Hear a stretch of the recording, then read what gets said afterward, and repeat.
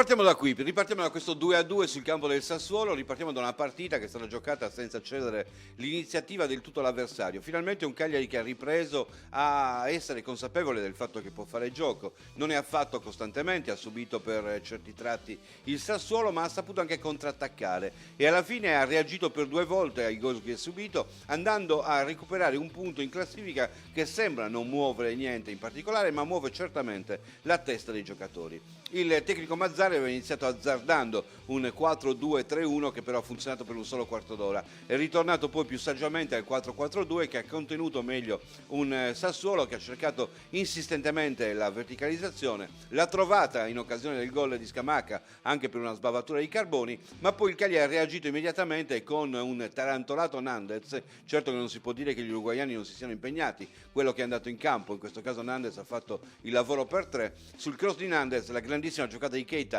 per il gol del pari. Un Cagliari che ha reagito immediatamente ed era importante farlo nel corso del primo tempo per non perdere quelle certezze che aveva costruito nella prima fase del match in cui non era sottostato al gioco del Sassuolo. In avvio di ripresa la scena si è ripetuta, la solita sbavatura difensiva, stavolta di Lico Iannis in ritardo quando è andato a rovinare su Frattesi e da lì il rigore che ne è nato per il gol che è stato trasformato da Berardi. E anche in questo caso poteva essere un brutto colpo da KO e invece la testa dei giocatori del Cagliari stavolta è riuscita a reggere, tanto che João Pedro, quello che è stato molto spesso un martire della squadra, capace di fare tanti gol, il 54% di quelli totali della squadra rossoblù, è andato a procurarsi il calcio di rigore e a trasformarlo per il 2-2. Bene, nel finale non c'è stato l'attacco del Sassuolo contro un Cagliari Calimero, ma il Cagliari a sua volta ha avuto la possibilità in più